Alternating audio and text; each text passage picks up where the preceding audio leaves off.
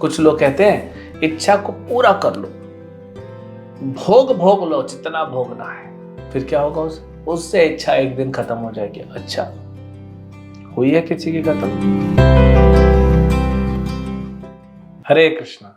भगवद गीता अध्याय 6 श्लोक संख्या 18। यदा विनियतं चित्तम आत्मनि एव अवतिष्ठते निष्पृह सर्वकामेभ्यो युक्त इति उच्यते तदा। जब योगी योग अभ्यास द्वारा अपने मानसिक कार्यकलापों को वश में कर लेता है और आध्यात्म में स्थित हो जाता है, अर्थात समस्त भौतिक इच्छाओं से रहित हो जाता है, तब वह योग में सुस्थिर कहा जाता है। तो भगवान ने, हमने पिछले 2 श्लोकों में देखा, श्लोक 16 और 17।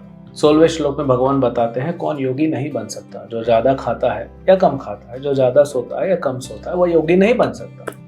ठीक है प्रभु, तो कौन योगी बन सकता है?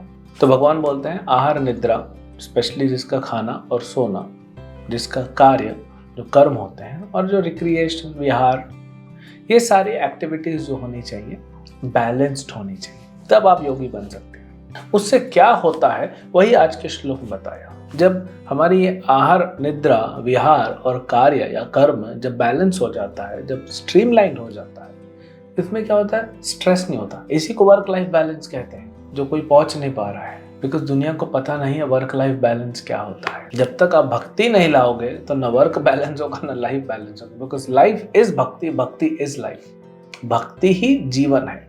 वो जब बैलेंस हो जाएगा तो क्या होगा, आपका वर्क भी बैलेंस। तो जब ये चारों आपके बैलेंस हो जाएंगे तब कहाँ पहुंचोगे आप? मन जो है उसको डिसिप्लिन में ला पाओगे। आज के श्लोक में भगवान क्या कहते हैं, मानसिक क्रियाएं जो हैं, जो मन की क्रियाएं हैं, वो डिसिप्लिन में हो जाएंगी, वश में हो जाएंगी। कुछ भी कार्य आपको करना है इस संसार में, कुछ भी, मन को अगर आपने वश में नहीं किया है, आप कुछ नहीं कर सकते। खाना खाने के लिए भी मन को वश में करना पड़ेगा, हर कार्य के लिए, सोने के लिए। देखिए लोग सो नहीं पा रहे, गोली लेके सोते हैं, क्यों? मन वश में नहीं है। तो मन को वश में करने के लिए क्या चाहिए, वही पीछे 2 श्लोकों में भगवान ने बताया, स्पेशली आहार और निद्रा। जब मन वश में होता है तब क्या होता है, आप स्थित हो जाते हो।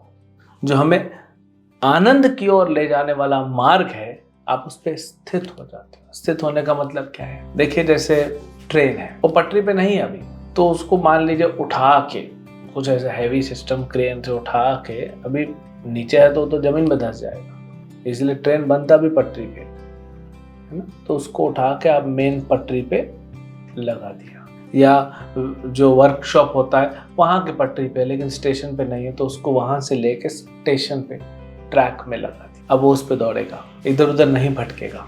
भटक गया तो फिर तकलीफ हो जाती है ना, ट्रेन जब पटरी से उतर जाता है। वैसे ही जब हमारा मन वश में है तो हम उस आनंद के मार्ग पे, उस भक्ति के मार्ग पे स्थित हो सकते हैं। तो वो जब स्थित हो जाएंगे तो क्या मिलेगा हमको, तो मन इधर उधर नहीं भटकेगा। फिर से मन नहीं भटकना मतलब क्या है, मतलब ये जो भौतिक इच्छाएं होती हैं ना, मुझे ये चाहिए, मुझे ये चाहिए, वो भी चाहिए, इसके पास है, मुझे पास भी चाहिए। हम कितनी इच्छाएं करेंगे बताइए?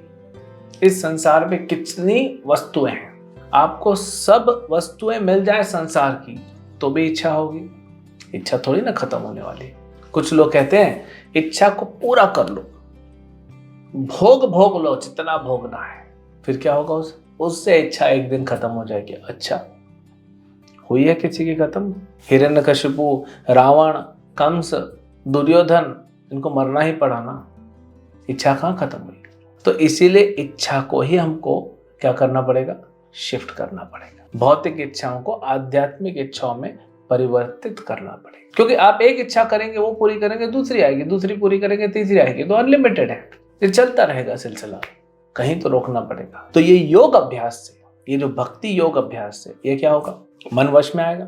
मन वश में आएगा, आप उस आनंद के पथ पे, उस भक्ति के पथ पे स्थित हो जाओगे। स्थित हो जाओगे, फिर इधर उधर भटकोगे। जैसे आप कभी घर से निकलते होंगे, गाड़ी में कहीं जाना है, घर से निकले, सोसाइटी से आपने गाड़ी निकाली, तो धीरे धीरे निकालना पड़ता है। फिर आप ट्रैफिक वाले रोड में आते हो, फिर वहाँ से धीरे धीरे आप, अब जैसा ट्रैफिक रहा, हर शहर में तो दुनिया में आज ट्रैफिक है, तो आप वहाँ से चलते हैं। आपका क्या है, दूसरे शहर जाना है, आपका उद्देश्य सबसे पहले जल्दी से जल्दी हाईवे पे आ जाए या एक्सप्रेसवे पे आ जाए। एक बार वहां टच कर गए फिर स्मूथ भागते हैं, फिर इधर उधर भटकने की जरूरत नहीं। तो ये जो स्थित होना है ये उसी को है। अब देखिए, दो प्रकार के लोग होते हैं। एक होते हैं साधारण योगी, हठ योगी कहते हैं, ध्यान योगी कहते हैं। वे क्या करते हैं, वे पूरे भौतिक क्रियाओं को अपनी खत्म कर देते हैं। हिमालय में चले जाएंगे, जंगलों में चले जाएंगे, किसी से बात नहीं करेंगे, अपने आप को कमरे में बंद करके रखेंगे। ये भौतिक संसार से कटना चाहते हैं। क्या ये संभव है? बताइए, नहीं संभव है। आप हिमालय जाओगे, वो भौतिक संसार का हिस्सा है। आपका अगर मन वश में नहीं है तो मन तो वहां भी पकड़ेगा। विश्वामित्र मुनि जंगल में बैठे थे ना, 1000 साल तपस्या की, मेनका आ गई, संसार से अलग होके बैठे। लेकिन वही हरिदास ठाकुर का उदाहरण आता है, वो एक भक्ति योगी। तो अभी हम दूसरा प्रकार का जो योगी है वो है भक्ति योगी। ये हठ योगी, ज्ञान योगी, ध्यान योगी, साधारण योगी, लेकिन ये है भक्ति योगी दूसरा। भक्ति योगी क्या करता है, वो संसार से नहीं कटता है। क्यों कटना? ये भगवान की सृष्टि है, क्यों इससे अलग होना? तो कैसे करेगा? लेकिन फंसा तो है, निकलना तो बाहर है। तो जब भक्ति में हम लगते हैं, भक्ति की क्रियाओं में लगते हैं, हरे कृष्ण महामंत्र जप करते हैं, गीता भागवत पढ़ते हैं, श्रवण करते हैं, मंदिर जाते हैं, भक्तों के साथ रहते हैं, सेवाएं करते हैं, चाहे घर में चाहे मंदिर में। घर में आप मंदिर बनाइए, सेवा कीजिए, भगवान को भोग लगाइए, आरती कीजिए, प्रणाम कीजिए। ये तो भगवान बोल रहे हैं, मन मना भव मद भक्तो मद्याजी माम नमस्कुरु, भगवान गीता में बोलते हैं। तो ये आप करिए घर पे रह के, फिर पढ़ाई कीजिए, जॉब कीजिए। इसमें क्या होगा, इसमें आपको मन को अलग से कंट्रोल करने की जरूरत नहीं है। जैसे आप भक्ति में लग जाते हैं, मन क्या हो जाता है, इमीडिएटली वो हाईवे की तरफ भागता है। कौन सा हाईवे? आनंद मार्ग नामक हाईवे पे, वहां पे आ जाता है। एक बार आ गया तो चलता रहेगा। तो आप सोचिए, हठ योगी बनना, ये अलग अलग योग, ये आसन, ये प्राणायाम, इसमें कुछ नहीं है। जब सतयुग में विश्वामित्र को सक्सेस नहीं मिला, आप कलयुग में सोच रहे हैं कि आप कर पाएंगे। अर्जुन ने पिछले युग में, द्वापर युग में रिजेक्ट कर दिया, अभी करेगा आगे। अभी भगवान बताना चालू करेंगे, हटो नहीं हो सकता प्रभु मेरे से।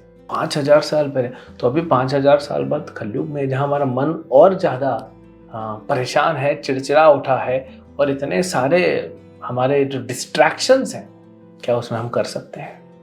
नहीं कर सकते। तो भगवान बड़े कृपालु हैं, दयालु हैं। भगवान ने दया करके क्या दिया हमको? भक्ति योग दिया।